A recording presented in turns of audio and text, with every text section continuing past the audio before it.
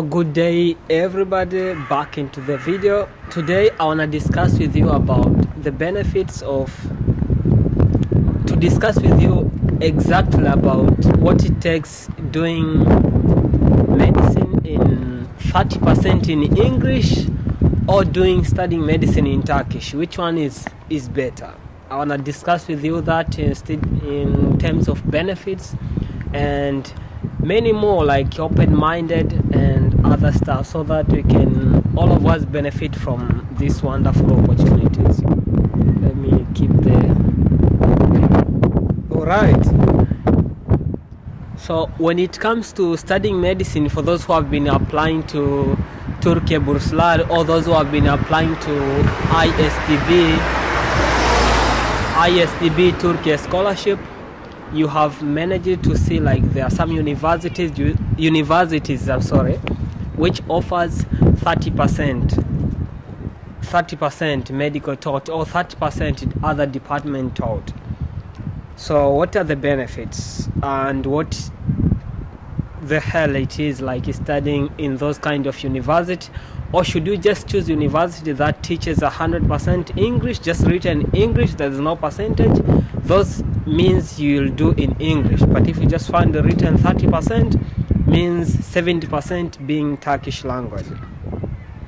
Alright, so when you do 30% in English, means a lot of things, like during the first year you can get some lessons be taught in English, but when you move to the second year, also some things be taught in English, some subjects and also some slides, notes, you can get them to start them in English and do also exams in English, depending on the system of the university. You can find some university they give you a chance whereby questions are either translated like English and Turkish, so you can just read questions which are in English, or you can find some which are strict. You can find all questions are just in English, so Turkish people need also to read questions in English just like other foreigners. And when you wanna study in Turkish, means everything will be in Turkish, starting from the slides, lessons, exams, books. A lot of materials will be in Turkish. You can't read in English and expect to do the exam in Turkish and pass. It is very, very hard. Like logically thinking you might understand, but tackling the question will be very challenging. Well, so back to the benefits of doing either 30% English or 100% Turkish, as majority of you have been applying to universities and you have seen those options. So for my suggestion and my little experience to how I know, as far as I know, is that doing 30% helps you a lot more, especially when you want to move abroad. Like when you want to move abroad for further studies, like masters or specialization we call it. But also if you want to go somewhere and look for a job, specifically when you want to go for studies, when they need to look for your certificate and see whether you pursued the studies in English. So your certificate, you can get the certificate written in an English language that the studies were done in English. Though it's 30%, but that certificate can be written in English, and everywhere you go you can say I studied everything in English, though isn't the reality.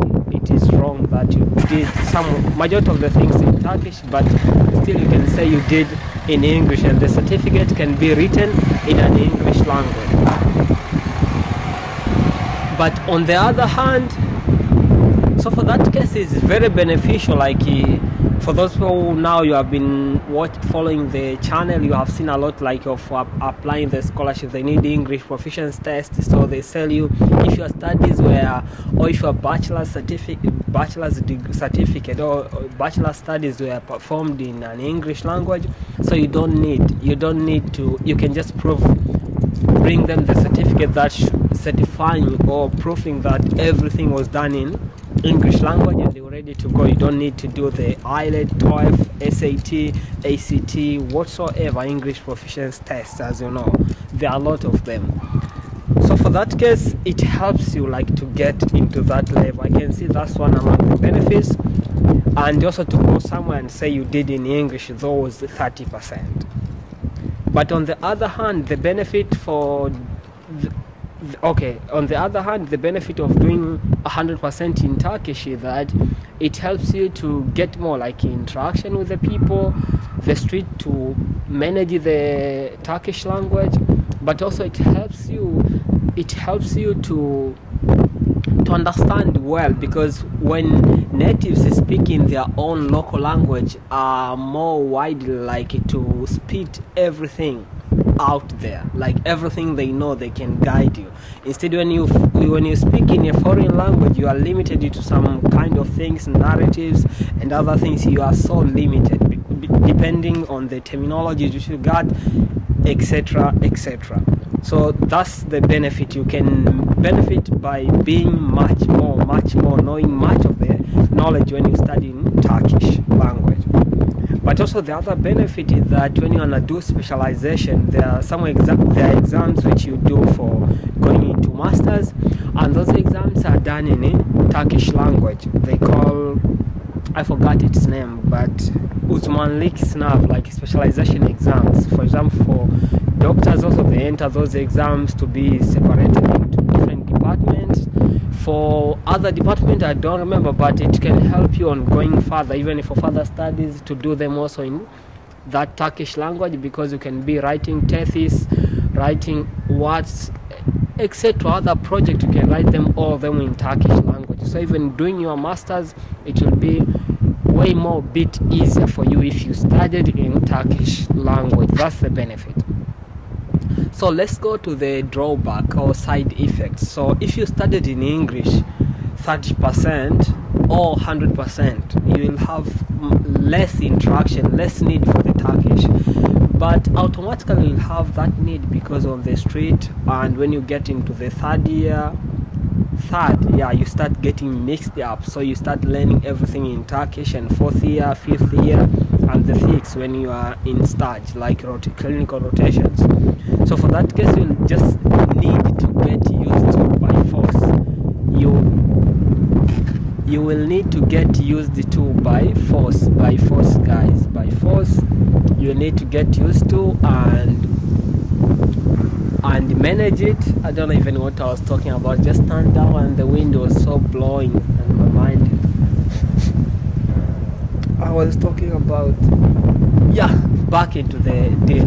So for that case, it will be you will get less interaction, but because you'll be studying the department and they'll be in the university where you interact in majority with the vast of people and with the patient, and every person around you maybe is a Turkish person and other stuff. Foreigners, you are limited, and even if you are foreigners but your language of interaction is just Turkish, so for that case it's easier for you to manage knowing the language within the time which you'll be studying up to that time you are about graduating. So it's also a drawback when you want to do masters, because you won't be so competent, especially when you see majority of people who you can see them, maybe they speak Turkish in different videos, like foreigners speaking Turkish language in different YouTube videos.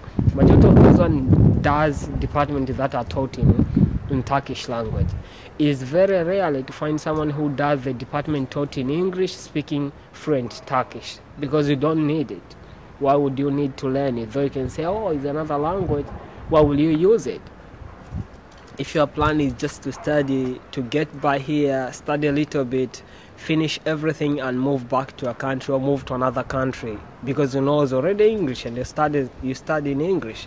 So majority of people, you see them like they use a lot of Turkish language is just because they are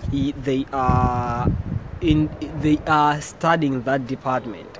So that's, I can see, is the drawback. But you want to be competent, but also isn't that the case if you are not planning on living or residing in Turkey specifically for the long term running, right? Yeah, so that's the most I wanted to break it down about the benefits of the either side. The drawback on the Turkish is too much, specifically when you're doing Turkish over there and you wanna move out into another country. It will be so hard, like you study everything in Turkish and they'll go somewhere and transform them, you know, until terminology, you are speaking everything. You can just speak Turkish vocabularies, even terminology. When you start like different terminology, like if you is engineering, so everything you know in Turkish, so to transform it into a foreign language again, it is very challenging. That's all I wanted to bridge a little bit, and I'll see you in another one. Any question, leave on the comment section, but before commenting, try to watch other videos so that you can see if I didn't answer your question in other videos, because sometimes you ask me questions repeatedly, so I can't be answering